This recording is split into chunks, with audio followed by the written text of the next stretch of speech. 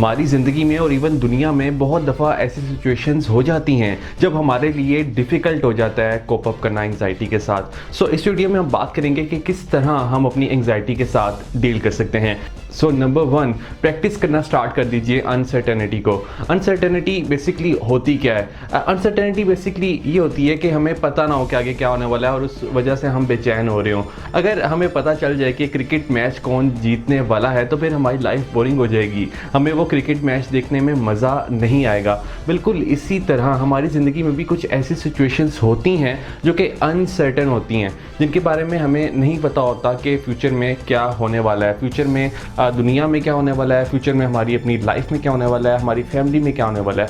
तो ऐसी situations uncertain होती हैं और सबसे बेहतरीन तरीका होता है इन्हें टॉलरेट करना, इन अनसर्टेनिटी को एक्सेप्ट करना। जिस तरह पानी हमारी ज़रूरत होता है, बिल्कुल इसी तरह अनसर्टेन चीज़ें भी हमारी ज़रूरत होती हैं। अगर हमें पता चल जाए कि स्टॉक मार्केट में मैं जिस कंपनी में इन्वेस्ट करने वाला हूँ वो कंपनी लॉस में जाएगी तो मैं कभी भी उस कंपनी में इन्वेस्ट नहीं करूँगा। अगर मुझे पता चल जाए कि PSL कौन सी टीम जीतेगी तो मैं कभी भी PSL नहीं देखूँगा। बिल्कुल इसी तरह हमारी लाइफ में जो अनसर्टेन चीज़ें होती हैं वो हमें कुछ ना कुछ सिखाने के लिए ही आती हैं। और अगर हमें पता चल जाए कि अगर मैंने इस चैलेंज का सामना करना है तो इस चैलेंज से मुझे नुकसान होगा तो हम कभी भी वो चैलेंज नहीं लेंगे। इसलिए हम बहुत दफ़ा अपॉर्चुनिटी से दूर हो जाते हैं जब हम अनसर्टेनिटी का सामना नहीं कर रहे होते। सो नंबर 1, अनसर्टेनिटी के साथ डील करना स्टार्ट कर दीजिए। अगर आप अनसर्टेनिटी को प्रैक्टिस करना चाहते हैं तो आप स्टार्ट विद स्मॉल कीजिए। यानी अगर आपने अपने किसी फ्रेंड को मैसेज किया है और आप उसके रिप्लाई का वेट कर रहे हैं, वो आपको रिप्लाई नहीं कर रहा, सो वेट करना बंद कर दीजिए, बार बार वो फ़ोन चेक करना बंद कर दीजिए, क्योंकि इस तरह आप बेचैन हो रहे हैं, इस तरह आप सर्टेन चीज़ों की तरफ जा रहे हैं। सो तब भी आप अनसर्टेन चीज़ों को प्रैक्टिस करना सीखेंगे जब आप छोटी छोटी चीज़ों में जो चीज़ें अनसर्टेन होगी उन्हें फेस करना स्टार्ट कर देंगे।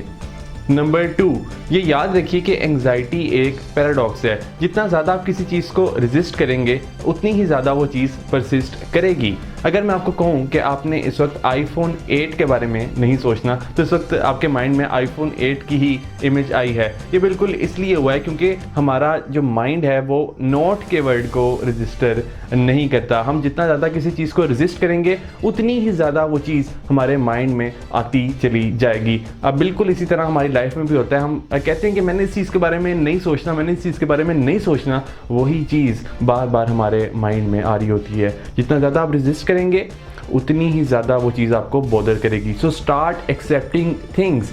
जब आप एक्सेप्ट करना स्टार्ट कर देंगे चीज़ों को, जब आप एक्सेप्ट करना स्टार्ट कर देंगे डिफ़िकल्टीज़ को, जब आप एक्सेप्ट करना स्टार्ट कर देंगे प्रॉब्लम्स को, तब वो चीज़ें आपको बॉदर नहीं करेंगी। जिस तरह जब हमें रिजेक्ट किया जाता है तो हम एक दफ़ा हिल जाते हैं क्योंकि हमें रिजेक्ट किया गया होता है।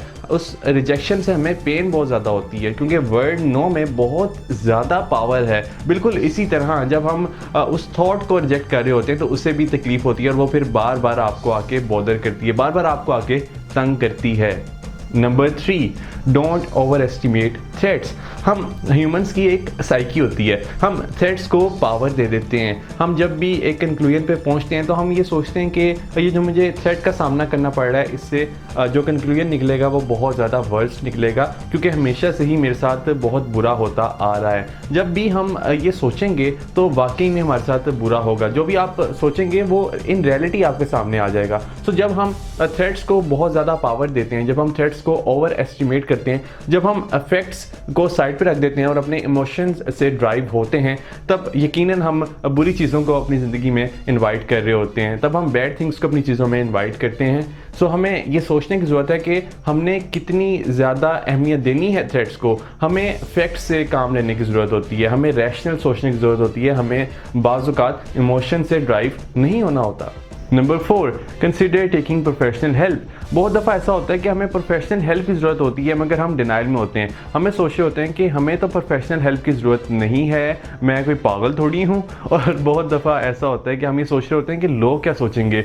और इवन ऐसा भी होता है कि हम सिर्फ इस खौफ से साइकोलॉजिस्ट या साइकेट्रिस्ट के पास नहीं जाते कि हम क्यों किसी के साथ अपनी पर्सनल बातें शेयर करें। हमारे ब्रेन में अक्सर केमिकल चेंजेस आ रही होती हैं जब हमारे लिए ये लाजमी हो जाता है कि हम साइकोलॉजिस्ट साइकोलॉजिस्ट को कंसल्ट करें या फिर किसी साइकेट्रिस्ट को कंसल्ट करें, और अक्सर तो हमें दोनों को ही कंसल्ट करने की ज़रूरत होती है। सो कंसीडर ज़रूर कीजिए अगर आपके सिम्टम्स वर्स्ट होते चले जा रहे हैं। बिल्कुल भी इसमें शेम महसूस ना कीजिए।